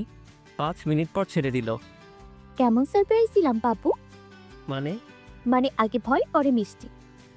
আমি জানি তুমি কেমন, তাই কারোর কাছে থেকে তোমার বর্ণনা নেওয়া লাগবে না। তোমার প্রতি আমার অনেক বিশ্বাস আছে। এর জন্য এত কিছু? হুম হুম তাই বলে এইভাবে রাগ দেখাবে? আসলে তুমি ভয় করলে তোমাকে কেমন লাগে দেখার জন্য এমন করলাম। তো কেমন দেখলেন? একদম কিউটের টিপ্পার মতো লাগলো। আমি তো ভয়ে শেষ হয়ে যাচ্ছিলাম। এখন তো পুষিয়ে দিলাম। পুষেনি। কেন? আচ্ছা দেখাচ্ছি। বলে মিমিকে কোলে তুলে নিয়ে বেঞ্চের উপর বসিয়ে দিয়ে এক টানে আমার বুকের কাছে এনে 2 হাত দিয়ে মিমির 2 গাল ধরে ইংলিশ রোমান্টিক মুভির মতো কিসিং করতে লাগলাম। মিমি তো আমার এমন কাণ্ড দেখে অবাক হয়ে আমার দিকে তাকিয়ে আছে। আর এই সিনিয়র গার্লফ্রেন্ড আমার অবাক পরে হয়েন এখন আমার সাথে রেসপন্স দিতে থাকেন। তারপরে আমি আবারও আমার ঠোঁট দিয়ে মিমির ঠোঁট চেপে ধরলাম। এবার মিমিও আমাকে রেসপন্স দিয়ে যাচ্ছে আর তার 2 হাত দিয়ে আমার মাথার চুল টেনে ধরে আমার ঠোঁট চুষেই খাচ্ছে। উফ, কি একটা মোমেন্ট তা বলে বোঝাতে পারবো না। মিমি এইবার আমাকে বেঞ্চের উপরে শুইয়ে দিয়ে আমার উপরে শুয়ে পড়ল। আমরা জায়গা চেঞ্জ করছি, কিন্তু কেউ কারো ঠোঁটের উপর থেকে ঠোঁট নামাচ্ছি না। এমন রোমান্টিক কিসিং মনে হয় আগে কখনো হয়নি। জীবনেই প্রথম এমন রোমান্টিক কিসিং, তাও যদি হয় সিনিয়র অভিজ্ঞ আপুর সাথে। অভিজ্ঞ বলতে দেখে শিখাকে বোঝানো হয়েছে। আমাকে বেশি কষ্ট করা লাগছেই না, সেই বোঝা যাচ্ছে। জুনিয়র মেয়ের সাথে প্রেম করলে হয়তো এমন রোমান্টিক সিন বুঝতেই পারতাম না। যাক, এইভাবে আরও 3-4 ঘন্টা চলল, শুধু মজাই মজা। কিন্তু সেই মজা বেশিক্ষণ থাকলো না। হঠাৎ করেই বাইরে থেকে কে যেন দরজা ধাক্কাতে লাগলো। আমি মিমিকে ছেড়ে বললাম, এখন কি হবে? যা হবার তাই হবে। সব দোষ কিন্তু আপনার, আপনার জন্যই এমন হয়েছে। কি শুধু আমি একাই খেলাম? না, তবে এখানে না আসলে ভালো হয়তো। ও এখন তো সব দোষ তো আমারই হবে না। দেখেন, এইভাবে আমাকে ঝাড়ি দিবেন না কিন্তু। কেন দিলে কি হবে? তাহলে আমি কান্না করতে লাগবো। বলে কি এই ছেলে, এত বড় একটা ছেলে, সে নাকি ছাড়ি খেয়ে কান্না করে দেয়। আর আমি কি আপনার মতো বুড়ি নাকি? আমি তো ছোট একটা বাচ্চা। ইস, আসছে আমার বাচ্চা ছেলে। ওই, আমি কি বুড়ি নাকি? না মানে আপনি তো আমার থেকে অনেক বড়। কত হবো তো? 100 বছর। কি বলেন এসব? যা সত্যি সেটাই তো বলেছি।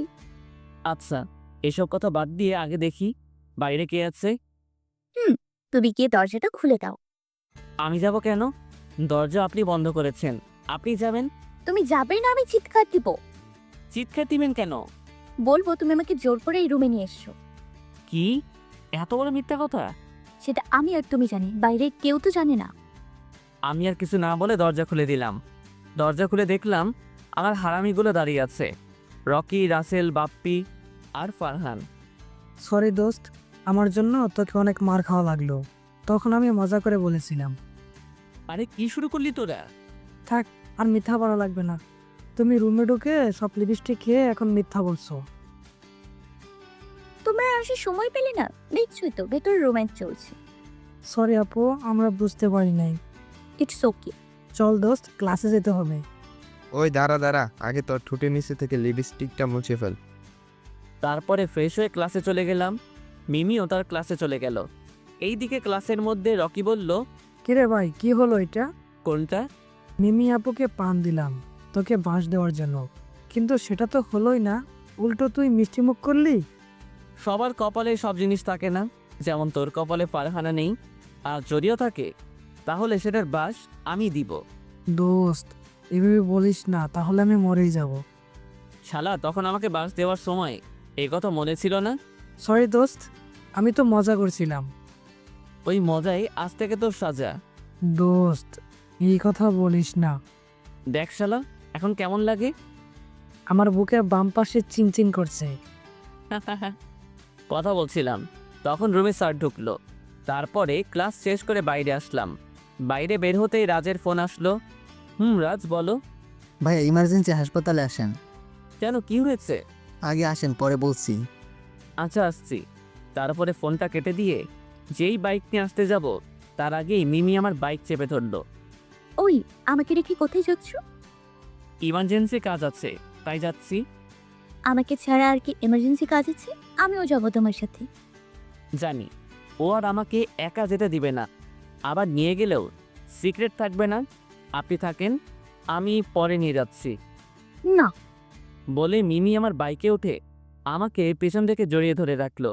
আর কিছু না বলে আমরা হাসপাতালে চলে গেলাম। হাসপাতালে গিয়ে দেখলাম রাজ বাইরে দাঁড়িয়ে আছে। আমাকে দেখে আমার সামনে আসলো। ভাইয়া ভিতরে চলেন, কি এটা? আপনি আমার সাথে আসুন। বলে মিমিকে নিয়ে ভিতরে গেলাম। ভিতরে রোগীদের আসনে বসিয়ে দিয়ে বললাম, এইখানে চুপচাপ বসে থাকবেন, কোথাও যাবেন না। হুম। মিমি ব্যাগ থেকে ফোনটা বের করে টিপতে লাগলো, আর আমিও রাজের সাথে ভিতরে চলে গেলাম। কোথায় যাচ্ছি আমরা? মর্গের রুমে। তারপরে ওইখানে গিয়ে রাজ বলল, এই যে দেখেন। তারপরে মর্গে যা দেখলাম তা দেখে অবাক হয়ে গেলাম। কারণ ওইখানে সব লাশ আছে, আর লাশের সাদা কাপড়ের উপর দিয়ে রক্তে ভরে আছে। সব লাশের কাপড়ে রক্ত কেন? এটাই তো রহস্য। মানে? মনে হচ্ছে রুগীকে অপারেশন রুমে ঢুকিয়ে রুগীর পেটের মধ্য দিয়ে দামি জিনিসগুলো বের করে নিচ্ছে। সেইগুলো কি কি? সেগুলো কি সেটা আমি এখনো বুঝতে পারি নাই, কিন্তু আন্দাজ করে বলতে পারছি যে রুগীর দামে কিছুই নেওয়া হচ্ছে। আচ্ছা, তোমাকে একটা কাজ করা লাগবে। কি কাজ ভাইয়া? আজ এই মর্গের পাহারা তোমাকেই নিতে হবে, যেভাবেই হোক। কিন্তু কেন ভাইয়া? আমি আজ রাতে আসব, আর মৃত্যু রোগীদের সাথে কি হচ্ছে সেটা দেখা লাগবে। আচ্ছা, যেভাবেই হোক আজ রাতে আমি নাইট ডিউটি করব। আচ্ছা। তারপরে ওইখান থেকে চলে আসলাম। বাইরে এসে দেখি মিমি ওইখানে নেই। আমি তো ভয় পেয়ে গেলাম। তারপরে খুঁজতে খুঁজতে মিমিকে দেখলাম এক ডাক্তারের চেম্বারে বসে আছে। ডাক্তারটি মধ্যবয়সী। আমি রুমে ঢুকে মিমিকে বললাম, আপনি এখানে কি করছেন? আপনাকে আমি সারা জায়গায় খুঁজে বেড়াচ্ছি। আমি ফুপার সাথে গল্প করছিলাম। ফুপা মানে? এইটা আমার ফুপা, ডক্টর রহমান। ও, আসসালামু আলাইকুম আঙ্কেল। ওয়ালাইকুম আসসালাম। আচ্ছা, তখন এত তাড়াতাড়ি ওখান থেকে আসলে কেন? তুমি তো কিছু বললে না। না, আসলে এখানে আমার একটা ফ্রেন্ড অ্যাক্সিডেন্ট করছে, তাই এসেছি। মিথ্যা বললাম। ও আচ্ছা। তোমার বন্ধুর এখন কি অবস্থা? জি আলহামদুলিল্লাহ ভালো। আচ্ছা শোনো, দরকার হলে আমাকে বলবে। জি। তারপরে ওইখান থেকে চলে আসলাম। আপনি কি এখন ফ্রি আছেন? জি বলেন। তাহলে আমাকে নিয়ে আজ পুরো কুষ্টিয়া শহর ঘুরে বেড়াতে হবে। আচ্ছা, কোথায় যাবেন বলেন। এসবের থেকে ভালো জায়গা, আশেপাশে কেউ থাকবে না, যেখানে তুমি আর আমি থাকবো। আচ্ছা চলেন। তারপরে মিমিকে নিয়ে আমাদের ঐতিহ্য স্থান পুরনো বাংলোর সামনে নিয়ে গেলাম। এটা কোন জায়গা? আরে, বাংলোর সামনে আসলে কেন? আপনি তো বললেন। তাই বলে এখানে? ওই, তোমার মাথায় খারাপ কিছু ঢুকে নাই তো? ছি ছি, কি বলছেন এসব? আপনি তো বললেন এমন জায়গায় যেখানে কেউ থাকবে না। আচ্ছা ভালো, তো এখানে এমন কি আছে যে এখানে আসলাম? শুধু পুরনো ইট আর আসবাবপত্র ভাঙচুর পড়ে আছে। এই দেখার জন্য এখানে নিয়ে আসলে? না, ভিতরে ঐতিহাসিক কিছু আছে, সেগুলো দেখানোর জন্য। কি সেটা? সেটা ভিতরে গেলেই বুঝতে পারবেন। ওই হাসবে না কিন্তু। আচ্ছা, তারপরে আমি আর মিমি ভিতরে গেলাম। উদ্দেশ্য, আজ পুরনো বাংলোতে রোম্যান্স হবে। তবে আপনারা চুপ, মিমি যেন জানতে না পারে। তারপরে মিমিকে নিয়ে ভিতরে গেলাম। আর ভিতরে অন্ধকার থাকার জন্য কিছু দেখা যাচ্ছিল না, তাই ফোনের ফ্ল্যাশ লাইট বের করে যেতে লাগলাম। মিমি আগে আগে আর আমি পিছনে পিছনে। ওই আমার কিন্তু ভয় লাগছে। সে কি, আপনি আমার থেকেও বড় হয়ে ভয় পাচ্ছেন? ভয় কি ছোট দেখে হয় নাকি? জানি না তো। ভালো। তারপরে আমি হাঁটতে লাগলাম। হঠাৎ করে জোরে কিছু উড়ে যাওয়ার শব্দ শুনে মিমি পিছন ফিরে আমার দিকে এক লাফ দিয়ে আমার কোলে উঠে পড়ল। আরে আরে, কি করছেন? কোল থেকে নামেন। না, আমার ভয় করছে। আমি তোমার কোলে থাকি প্লিজ। না, আমি আপনার মতো মোটুকে কোলে নিতে পারবো না। কি বললে? আমি মোটু? হুম। যা, তোর কোলে উঠবো না। বলে মিমি নেমে সামনে হাঁটতে লাগলো। রাগ করেছে? ওয়ের যেন রাগ দেখাচ্ছি বলে লাইট অফ করে দিয়ে মিমি অনেকখানি দূরে চলে গেলাম। এইদিকে মিমি লাইট অফ করা দেখে ভয় শেষ। অন্ধকারে পিছনে হাতিয়ে আমাকে পেল না। মিমি আমাকে ডাকতে লাগলো। আমি কোনো জবাব দিচ্ছি না। মিমি এবার ভয় কাঁদতে লাগলো। মিমির কাদার আওয়াজ শুনে তাড়াতাড়ি লাইটটা জ্বালিয়ে দেই। মিমি আমাকে দেখে আমার দিকে দৌড়ে চলে আসে আর শক্ত করে আমাকে জড়িয়ে ধরে। মিমি এখনও কান্না করেই যাচ্ছে। আরে পাগলি, কান্না করছো কেন? আমি এই প্রথম মিমিকে তুমি করে বললাম। মিমি কোনো কথা বলছে না। কি হলো, কথা বলছো না কেন? জানো তোমাকে এইখানে কেন এনেছি? কেন? তোমার সাথে রোম্যান্স করার জন্য। আমার কথা শুনে মিমি আমার দিকে তাকালো। আমি এইবার আর কিছু না বলে মিমিকে জড়িয়ে ধরে কিস করতে লাগলাম। মিমি আমাকে ছাড়ানোর চেষ্টা করতে লাগলো, কিন্তু পারল না। আমি কিস করে যাচ্ছি। বেশিক্ষণ পরে মিমিও আমার সাথে রেসপন্স দিতে লাগলো। আমি পিছনে, মিমি আগে। আমরা কিস করতে করতে এগোতে লাগলাম। হঠাৎ কিসের সাথে পা বেঁধে পড়ে গেলাম। মিমি নিচে আর আমি ওপরে, কিন্তু অদ্ভুত বিষয় আমাদের কারো লাগলো না। তাই আমি ফোনটা বের করে লাইট জ্বালিয়ে যা দেখলাম তা দেখে আমি আর মিমি পুরাই অবাক। কারণ আমরা যেখানে পড়েছিলাম সেটা ছিল ফ্রম, এক বিশাল বড় ফ্রম। কি এটা? মনে হচ্ছে এর নিচে কিছু আছে। হুম।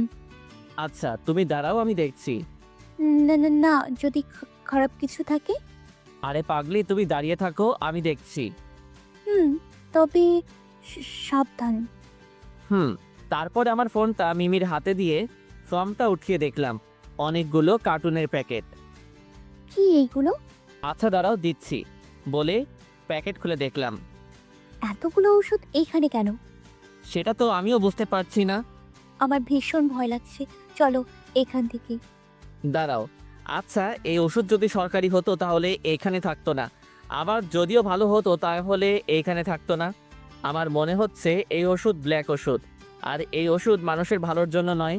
সিয়াম চলো প্লিজ, আর এখানে থাকা যাবে না। মিমি আমাকে পিছনে থেকে ভয়ে আমার শার্ট ধরে আছে। আমি বুঝলাম মিমি ভয় পাচ্ছে, তাই আর ওখানে না দাঁড়িয়ে চলে আসলাম। আর আসার সময় ওষুধের একটা বক্স নিয়ে আসলাম। মিমিকে তার বাসায় নিয়ে গেলাম। কোথায় যাবে এখন? এই বক্সটা নিয়ে আমার ছোট কাকুর কাছে যাব। যেখানেই যাও ভালোভাবে যাবে। জি ম্যাডাম। ওই শোনো। আমি কিছু বুঝে ওঠার আগেই মিমি আমার কপালে একটা কিস করে দৌড়ে তার বাড়ির মধ্যে চলে গেল। কি সাহস রে বাবা, ওর বাসার সামনে ও আমাকে কিস করছে। কিন্তু এমন সাহস ওই বাংলার মধ্যে কই ছিলি? তারপরে আমি হাসতে হাসতে ওইখানে থেকে চলে আসলাম কাকুর হাসপাতালে। দিয়ে দেখলাম কাকু তার রুমে বসে আছে। আসসালামু আলাইকুম কাকু। ওয়ালাইকুম আসসালাম। সিয়াম, তুমি এখন কিছু বলবে নাকি? জি কাকু, একটা ওষুধ দেখানোর জন্য এসেছি। মানে? এই যে। তারপর আমি ওষুধের বক্সটা কাকুর হাতে দিলাম। কাকু কিছুক্ষণ ওষুধের বক্সটা ভালো করে দেখে বলল, ওহ মাই গড, এই ওষুধ তুমি কোথায় পেলে? কেন কাকু, কি হয়েছে? আগে বলো, এই ওষুধ কোথায় পেয়েছো? একটা বাংলার মধ্যে। তারপরে কাকুকে সব খুলে বললাম। এটা কি বিষাক্ত ওষুধ সেটা তুমি জানো? না, কি এই ওষুধ? এটা সাধারণত অপারেশনের সময় ব্যবহার করে। রুগী যখন অজ্ঞান থাকে তখন এই ওষুধটা রোগীর শরীরে ইঞ্জেকশনের মাধ্যমে দেওয়া হয়। শরীরে গেলে কি হয়? যে রোগী শরীরে দেওয়া হয় সেই রোগীর সাথে সাথে ওইখানেই মারা যায়। কিন্তু এটা করে তাদের লাভ কি? তাদের অনেক লাভ আছে, রোগীর কিডনি, কলিজা, হৃৎপিণ্ড, চোখ আরও অনেক কিছু পাওয়ার জন্য। মানে? মনে হচ্ছে ওই ওষুধ দেওয়ার পর রোগী মারা যায়, কিন্তু রোগীর এইসব জিনিসগুলো 1 সপ্তাহ ঠিক থাকে। ওয়ার কি বলছেন কাকু এইসব? যা সত্যি তাই বলছি। আমি অবাক হয়ে গেলাম। তার মানে অপারেশন রুম থেকে বের হয়ে রোগীর পরিবারকে বলে রোগী মারা গেছে আর রোগীকে নিয়ে মর্গে চলে যায়। এমনি হবে হয়তো। তার মানে আমি শিওর এটা কোনো হাসপাতালে হচ্ছে। তুমি কিভাবে জানলে? তারপরে কাকুকে সব খুলে বললাম। তাহলে আমাদের এখনই আইনের কাছে সাপোর্ট লাগবে। কিন্তু এখনো দেরি আছে। মানে আমি দেখতে চাচ্ছি এদের লিঙ্ক কত বড়। আচ্ছা, যাই করবে সাবধানে। আর একটা কথা, যত তাড়াতাড়ি সম্ভব শুরু করো, না হলে সাধারণ মানুষ ওইখানে গেলে শুধু মরতেই থাকবে। জি কাকু। তো মিস্টার সিআইডি সিয়াম, আমাদের বাসায় আর যাওয়া হয় না কেন? আসলে কাকু অনেক ব্যস্ত থাকি তো তাই। তোমার কাকি তোমাকে যেতে বলেছে? আচ্ছা, একদিন সময় করে যাব। আচ্ছা। তারপরে ওইখান থেকে চলে আসলাম আব্বুর কাছে, মানে পুলিশ স্টেশনে। আব্বুর রুমে ঢুকে দেখলাম আব্বু নেই, থুক্কু। এখন আব্বু বলা যাবে না। তারপরে হাবিলদার চাচাকে জিজ্ঞাসা করলাম স্যার কোথায়। হাবিলদার চাচা বলল স্যার ভিতরে আছে। তাই আমিও ভিতরে গিয়ে দেখলাম একটা ছেলেকে উড়ুধুরো পিটাচ্ছে। স্যার ওনাকে এভাবে মারছেন কেন? তারপরে স্যার যা বলল তা শুনে পুরাই অবাক হয়ে গেলাম। কি হয়েছে স্যার? ওনার কাছে একটা ডোজ পেয়েছি। কি ডোজ? এটা এমন এক ভাইরাস যেটার যদি মুক্ত জায়গা বা পানির মধ্যে দেওয়া যায় তাহলে এই মারাত্মক ভয়াবহ বিষ পান করলে বা নিঃশ্বাসের সাথে মিশে গেলে মানুষ সাথে সাথেই মারা যাবে। কি হচ্ছে এসব? কিছুই তো বুঝছি না। আমিও একটা ওষুধ পেয়েছি। কি বলছো? কি ওষুধ? তারপরে আমি সব খুলে বললাম। যা করার তাড়াতাড়ি করতে হবে। এইভাবে চললে কিছুদিনের মধ্যে সারা দেশের মানুষ ধ্বংস হয়ে যাবে, আর বেঁচে থাকবে না, কেউ বেঁচে থাকবে না। আর ডাক্তারদের কিংবা আইনের প্রতি কারো বিশ্বাসও থাকবে না। জি, যত তাড়াতাড়ি সম্ভব আমি দেখছি।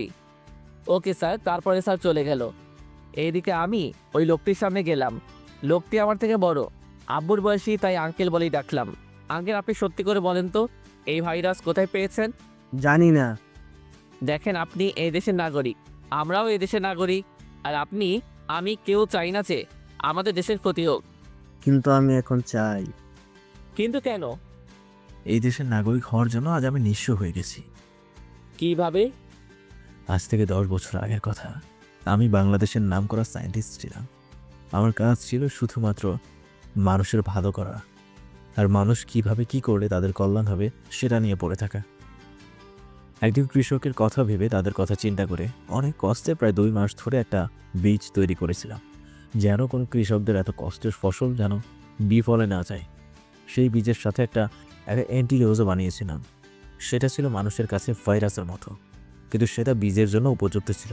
কিন্তু একদিন হঠাৎ কী থেকে যেন কি হয়ে গেল কিছুই বুঝলাম না। আমি বাসা থেকে ল্যাবে গিয়ে দেখলাম সব কিছু এলোমেলো হয়ে আছে, সব কিছু ভেঙে পড়ে আছে। কিন্তু তার থেকে বেশি অবাক হলাম আমার ফর্মুলা একটাও নেই। তখন টিভিতে দেখলাম আমার তৈরি বীজের ফর্মুলা দিয়ে আমার ছোট্ট কালের বন্ধু স্বীকৃতি পেয়ে গেল। আর ফর্মুলা দ্বিতীয়টা আমি তৈরি করেছি, আর সেটা মানুষের খারাপের জন্য করেছে। এটা বলার কারণে আমাকে পুলিশে ধরে নিয়ে গেল।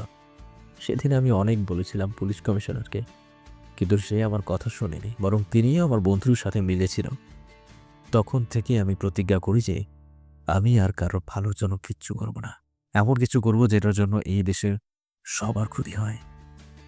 আচ্ছা, মানলাম আপনারা সাথে অন্যায় করা হয়েছে, আর এই ভাইরাসে যদি আপনারও কোনো ক্ষতি হয়? আমার কিছু হইবে না, কারণ আমার কাছে এর ইন্ট্রোডোজ আছে। আমরা তো এখন চাইলে আবার আমাদের দেশটাকে রক্ষা করতে পারি। সেটা কি করে করব? করেও কি আমার আগের দিনগুলো ফিরে আনতে পারবো? না, তবে সরকার থেকে পুরস্কারের ব্যবস্থা করে দিব। সত্যি? কিন্তু আমার এই ফর্মুলার দ্বিতীয়টা নিয়ে নেয় আমার ওই বন্ধু। তাহলে এখন কি হবে? আমার কাছে ইন্ট্রোডোজ আছে, সেটা দিয়ে আমি সব কিছু ঠিক করতে পারবো। তাহলে এখনই চলেন। তারপরে চলে গেলাম তার সেই বন্ধুর কাছে, আর তাকে পেয়েও গেলাম। ওই লোকটিকে দেখার সাথে সাথে আমার সাথে আসা লোকটি ওর কাছে দৌড়ে গিয়ে একটা ঘুষি মেরে তাকে মাটিতে ফেলে দিল। এই বছরের রাগ তার জন্য, কিন্তু ওনাকে কিছু করতে দিলে হবে না, যা করার আমাকেই করতে হবে। আমি ওনার সামনে গিয়ে বললাম, আপনি এই দেশের মানুষ হয়ে এত জঘন্য কাজ কিভাবে করতে পারলেন? দেশ দেশ দিয়ে কি করব? আজ রাতে আমরা এই দেশ ছেড়ে চলে যাব। লজ্জা করে না এই দেশের নাগরিক হয়ে এই কথা বলতে? নাগরিক হয়ে কি করব? এই দেশের বিনিময়ে পেয়েছি কোটি কোটি টাকা। এতদিন শুধু স্বপ্নই রেখে গেছেন, আজ বুঝবেন এই দেশে সচেতন নাগরিক কি করতে পারে। তুই একটা পিচ্চি পোড়া হয়ে আমাদের কি করবি? দেশ রক্ষা করতে ছোট বড় দেখা লাগে না, দেশের প্রতি মায়া, মমতা, ভালোবাসা আর দায়িত্ব থাকলেই হয়। এইসব দিয়ে তুই কিছুই করতে পারবি না। বলেই ওই লোকটা পিস্তল বের করে আমাদের দিকে গুলি মারল। আমি বসে পড়াতে আমার কিছুই হয়নি, কিন্তু আমার পিছনে আমার সাথে আসা সেই লোকটির হাতে গুলি লাগে, আর সে ওইখানেই বসে পড়ে। এটা দেখে আমার মাথা চরম পর্যায়ে চলে গেল। আমিও পেছন থেকে পিস্তলটা বের করে ওর পায়ে গুলি করলাম। ওর পায়ে গুলি লাগতেই ও চিৎকার করে বসে পড়ল। আমি ওই লোকটির কাছে দৌড়ে গিয়ে টেনে একটা চড় দিলাম। যতই আমার বড় হোক, কিন্তু আইনের কাছে অপরাধী সমান। যাই হোক, তারপরে তাদের হাসপাতালে নিয়ে ভর্তি করিয়ে দিলাম, আর বাইরে করা সিকিউরিটি দিয়ে রাখলাম। এইদিকে রাত হয়ে গেল। রাত 11টার পরে হাসপাতালে এক নির্জন হয়ে গেল। সেই সুযোগে আমি হাসপাতালের ভিতরে গিয়ে রাজকে সাথে নিয়ে মর্গে গেলাম। মর্গের সামনে আসতে, রাজ তুমি এখানে দাঁড়িয়ে থাকো, আমি ভিতরে গিয়ে দেখে আসছি। ওকে ভাইয়া। আর কেউ আসলে আমাকে আগেই বলে দিবে। জি ভাইয়া, আপনি যান। তারপরে আমি ভিতরে চলে গেলাম। ভিতরে লাইট বের করে একটা লাশের শরীরে চাদর খুলে দেখলাম। তার সারা বুকে সেলাই করা, আর সারা শরীরে রক্ত বেঁধে আছে। আর চোখের দিকে তাকিয়ে দেখলাম চোখও নেই। এইটা দেখে কি করবো সেটা বুঝতেও পারছি না। ওইখানে আর না থেকে বাইরে চলে আসলাম। কি হয়েছে ভাইয়া? এখন কি করবেন? আর বসে থাকা যাবে না, অনেক হয়েছে আর নয়। তুমি এখনই এইখানে গিয়ে এইগুলো নিয়ে পাশের হাসপাতালে নিয়ে আসো। জি ভাইয়া। তারপরে রাত চলে গেল, আর আমিও পাশের হাসপাতালে চলে গেলাম। ওনাদের কাছে কেবিনে ঢুকে দেখলাম পরে ধরা লোকটি বসে বসে আপেল খাচ্ছে। আমাকে দেখে বলল, আরে ছোট বাবা, তোমাকে তো খুঁজছি। ইস, এখানে ভর্তি করে আমাকে খুব ভালো করেছো। লোকটি হাসতে হাসতে বলল। এইটা দেখে আমার মাথা পুরো আগুন হয়ে গেল। আশেপাশে তাকিয়ে দেখলাম কিছু নেই। তখন আমার পিছনে থাকা পিস্তলটা বের করে পিস্তলের উল্টা পিঠ দিয়ে তার মাথার উপর বসিয়ে দিলাম। ওর মাথা বাড়ি দেওয়ার সাথে সাথে ওর মাথা ফেটে রক্ত বের হচ্ছে। এর মধ্যেই রুমের মধ্যে নার্স ঢুকলো। এ কি করছেন? রুগীর সমস্যা হবে তো। কিছু হবে না কে আপনি? বলে যে চিৎকার করতে যাবেন, তার আগে আমি বললাম, ওই চুপ, একটা শব্দ করলে এটা দিয়ে মাথার খুলি উড়িয়ে দিব। পিস্তলটা ওই নার্সের মাথায় ধরে বললাম। পিস্তল দেখে নার্সের মুখ দিয়ে কোনো কথা বের হচ্ছে না, বরং ভয় কাঁপতে লাগলো। এবার আমি ওই লোকটিকে বললাম, এবার বল তোর সাথে থাকা পার্টনারের নাম। মরে গেলেও বলবো না। তোকে তো বলে লাগবে, আর তোর সাথে যে থাকে সে যে পাশের হাসপাতালের কোনো ডাক্তার, এটা ভালো করে জেনে গেছি। শুধু জানিস পাশের হাসপাতালের কেউ, কিন্তু কে সেটা তো জানিস না। লোকটির হাসা দেখে আমার মাথা গরম হয়ে গেল। একে দেশে নাগরিক হয়ে এইসব করে বেড়াচ্ছে, আমার মানুষের জীবন নিয়ে খেলছে। নার্সের হাতে দেখলাম অপারেশন প্লেট। ওর ভিতর থেকে কেঁচো আর ইঞ্জেকশন নিয়ে ইঞ্জেকশনটা ওর হাতের মধ্যে ঢুকিয়ে দিলাম, আর কেঁচোটা ওর গালের মধ্যে ঢুকিয়ে দিলাম। সাথে সাথে তার গাল ফুটো হয়ে কেঁচো বেরোতে চলে গেল। লোকটি গোংরাতে লাগলো। এটা দেখে নার্স ঠাস করে ওইখানেই পড়ে গেল। এবার বল বলে আবারও একটা কেঁচো হাতে নিলাম। বলছি।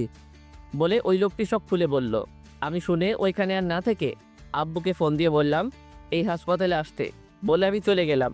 এইদিকে হাসপাতালে গিয়ে ওই ডাক্তারের কেবিনে গেলাম। আরে সিয়াম, তুমি কেমন আছো?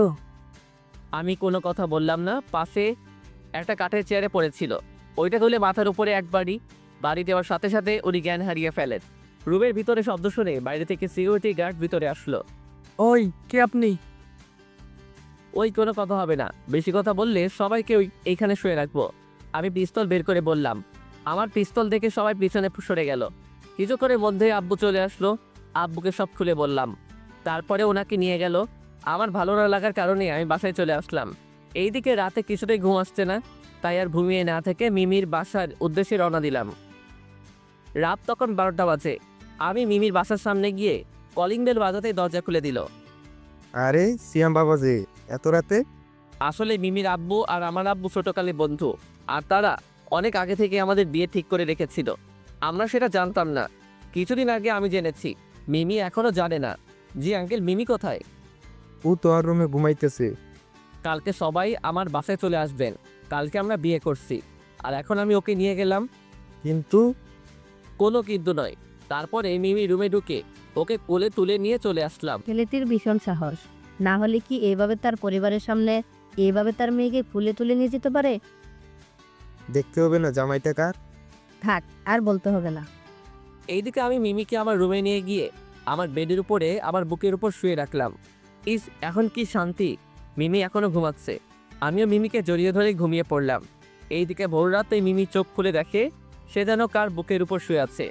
সে প্রথমে ভয় পেয়ে গেল। যেই চিৎকার দিতে যাবে তার আগেই আমার মুখ প্রথমে ভয় পেয়ে গেল। মিমির অবাকের চেয়ে বেশি খুশি হয়েছে, আর কিছু না বলে আমাকে জড়িয়ে ধরে আবারও শুয়ে পড়ল। তারপরে আর কি, দুই পরিবারের মতে আমাদের বিয়ে হয়ে গেল। কিন্তু সেই দিন রাতের কাহিনীটা মিমির কাছে অজানাই রয়ে গেল। তাতে আমার কি, আমি তো তাকেই বউ হিসেবে পেয়েছি, আমার একমাত্র সিনিয়র বউ, যে সব কিছু আমাকে শেখাবে। এই যে বস সাহেব, এত না হেসে সেই দিনের ঘটনা খুলে বলেন। সেটা তো বলা যাবে না। প্লিজ প্লিজ বলো না, খুব শুনতে ইচ্ছে করছে। সেটা না হয় পরবর্তীতে শুনবে। ঠিক আছে, তাহলে বলতে হবে না কিন্তু। প্রমিস। তাহলে আমাদের ভালোবাসাটা হলো, সিনিয়র বউয়ের ভালোবাসা। আর আমাদের এই ফিল্মের ডায়লগটা কি বলো তো? কেন? সিনিয়ররা সব বোঝে। এই হাসাহাসি পরে, চলো চলো বাসরটা সেরে ফেলি। সেটা না হয় পরবর্তীর জন্যই রয়ে গেল। হ্যাঁ।